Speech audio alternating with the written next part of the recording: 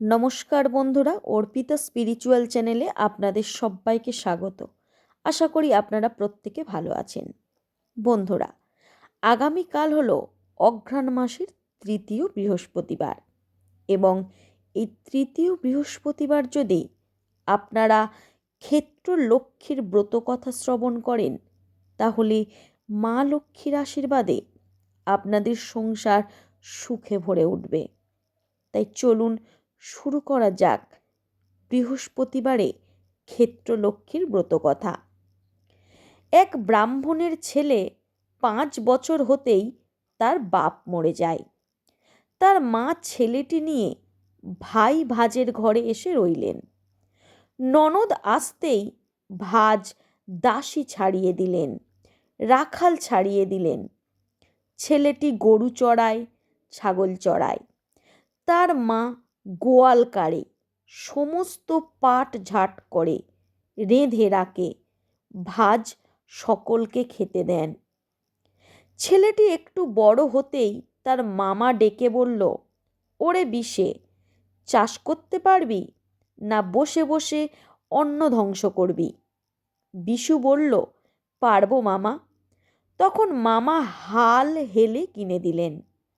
বিশু চাষ করতে লাগলো। বিশু সারাদিন চাষে খাটে, কোদাল পাড়ে, কাঠ কাটে, কিন্তু এত খেটে খুঁটেও পেট ভরে খেতে পায় না। ভাতের ওপর একটু তরকারিও পায় না। মায়ের প্রাণে কত সয়, কেবল চোখের জল মোছেন আর ভগবানকে ডাকেন। ছেলেটি সকাল হলে গরু, ছাগল, ভেড়া নিয়ে লাঙল ঘাড়ে করে মাঠে চলে যায়। কে জানে শীত, কে জানে বর্ষা, কি জানে রোদ, ছেলের বিশ্রাম নেই। একটু বেলা হলেই মায়ের প্রাণ ছটপট করতে থাকে। তার মা মুড়ি, চাল ভাজা, চিড়ে, মুড়কি, মূলা, কাঁকুর, শসা, যেদিন যা হয় তাই নিয়ে এক ঘটি জল নিয়ে সেই মাঠে গিয়ে দিয়ে আসেন। বিশু ক্ষেত্র দেবীকে নিবেদন না করে কিছুই খায় না। মা ছেলের গায়ের ঘাম মুছিয়ে, মুখে লক্ষ লক্ষ চুমু খেয়ে, গলায় কাপড় দিয়ে মা ক্ষেত্র দেবীকে সঁপে দিয়ে বাড়ি আসেন। বলেন, হে মা ক্ষেত্র দেবী, দুঃখিনীর ধন আমার বিশুকে তুমি রক্ষা করো। মা বাড়ি চলে আসেন। বিশু বেলা 2:30 প্রহরের সময় আসে। দুটি পাতের নাতের যে যা না খেতে পারে তাই খেয়ে বিশু আবার মাঠে চলে যায়। ব্রাহ্মণের ছেলে লাঙল করে বলে সকলে তাকে লাঙলে বিষে বলে ডাকে। একদিন লাঙলে বিষে ভাত খেতে পারছে না দেখে তার মা দুধ থেকে সর তুলে দিয়েছিলেন।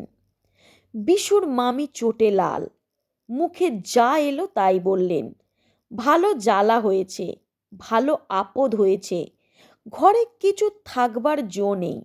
দুধের সরটুকু পর্যন্ত আহ্লাদে ছেলেকে খাইয়ে দিল।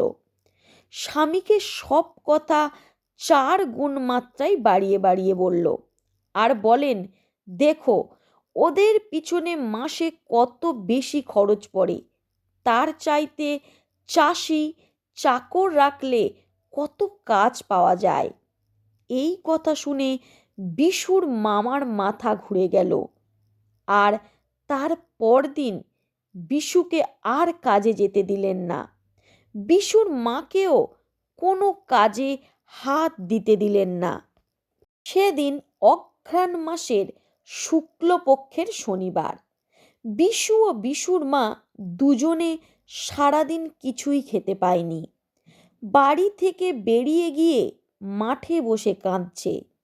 এমন সময় ক্ষেত্র দেবী মা লক্ষ্মী বৃদ্ধ ব্রাহ্মণীর বেশে লাংলা বিশুকে দেখা দিয়ে বললেন, বিশু, তোমার সাপে বর হয়েছে বাছা, তুমি কেঁদো না।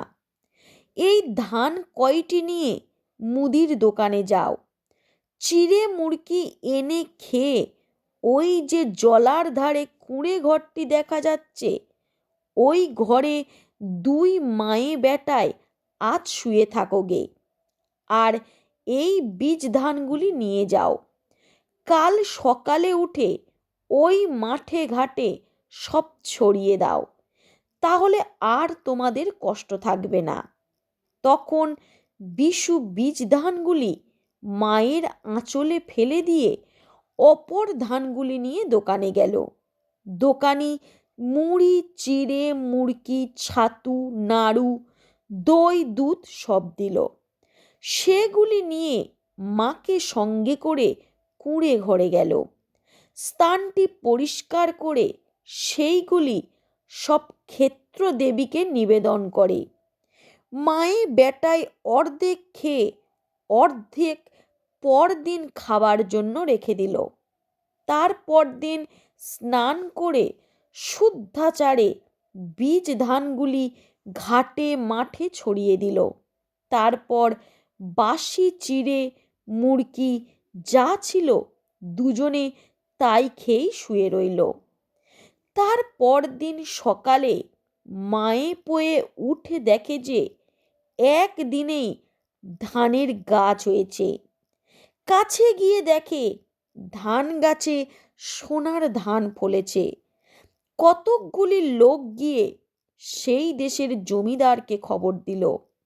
জমিদার সেখানে এসে স্বচক্ষে দেখে বিশুর অদ্যপান্ত বৃত্তান্ত সমস্ত শুনে আশ্চর্য হলেন, আর বিশুকে বাড়িতে নিয়ে গিয়ে বিশুর পৈতা দিয়ে তার মেয়ের সঙ্গে বিয়ে দিয়ে সেই জমি বিশুকে যৌতুক দিলেন।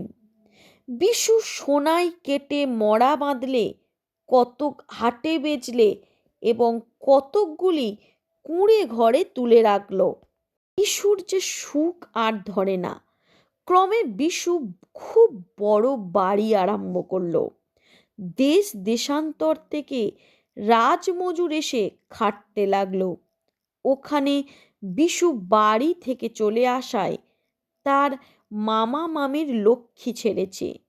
ক্ষেত্রদেবী বিরূপ হয়েছেন।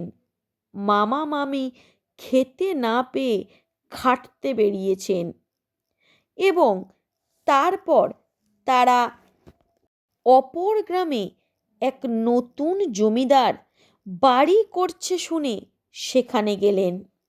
তারা সেখানে খোয়া ভাঙছেন, তাগার মাখছেন, ইট বইছেন। এমন সময় বিশু দেখতে পেয়ে মাকে বলল, ও মা, সর্বনাশ হয়েছে, মামা মামি খাটতে এসেছে, যাও শীঘ্র ওদের আদর করে নিয়ে এসো, ওরাই আমার ঐশ্বর্যের মূল। তখন বিশুর মা দাসী পাঠিয়ে তাদের দুজনকে বাড়ির ভিতরে আনলেন। বিশু ও বিশুর মাকে দেখে মামা মামি কেঁদে ফেললেন। বিশুর মামা মামিকে প্রণাম করে সকল কথা জিজ্ঞাসা করলেন। তারপর তাদের ভালো তেল মাখিয়ে স্নান করিয়ে গরদের কাপড় পরিয়ে 50 ব্যঞ্জন ভাত খাইয়ে কিছুদিন বাড়িতে রেখে আদর যত্ন করলেন। আবার অঘ্রাণ মাস এলো। শুক্লপক্ষে শনিবারে মামা মামিকে দিয়ে ক্ষেত্রব্রত করালো। তারপর মামা মামিকে ধনদৌলত দিয়ে দাস দাসীকে সঙ্গে করে পালকি করে মামা বাড়িতে পাঠিয়ে দিল। ক্ষেত্র দেবীর কৃপায় মামা মামির ক্ষেত ভরা ধান, গোয়াল ভরা গরুর হাল, দাস দাসী, হাতি ঘোড়া সব কিছু হলো। এর কিছুদিন পর মামা মামি বিশু আর বিশুর মাকে নিমন্ত্রণ করে বাড়িতে আনলেন। 50 ব্যঞ্জন ভাত, পিঠে, পায়েস করে খাওয়ালেন। মামির সেদিন আর বিশুকে খাইয়ে আশ মেটে না। খাওয়ার কিছুক্ষণ পরে আবার মামি এক বাটি দুধ সর এনে বিশুর মুখে ধরলেন। বললেন, খাও বাবা, ওবেলা ভাত খেতে পারোনি, এইটুকু খাও। বিশু তখন হাসতে হাসতে বললেন, মামা মামির লাউলা বিশু, জলার ধারে ঘর, এখন কেন বিশুর মুখে বাটি ভরা স্বর? মামি তখন লজ্জায় মুখ তুলতে পারলেন না। এক বিশুর হাতি ঘোড়া দাস দাসী ধন দৌলত কোনো কিছুর অভাব নেই। বিশু এখন বিশ্বনাথ। সেই থেকে বিশ্বনাথ তার মামা মামি খুব ঘটা করে প্রতি বৎসর ক্ষেত্রব্রত লক্ষ্মী পূজা করতে লাগলেন এবং সেই থেকে পৃথিবীতে ক্ষেত্রব্রত লক্ষ্মী পূজা প্রচার হলো। আমার ভিডিওটি ভালো লাগলে অবশ্যই লাইক করবেন।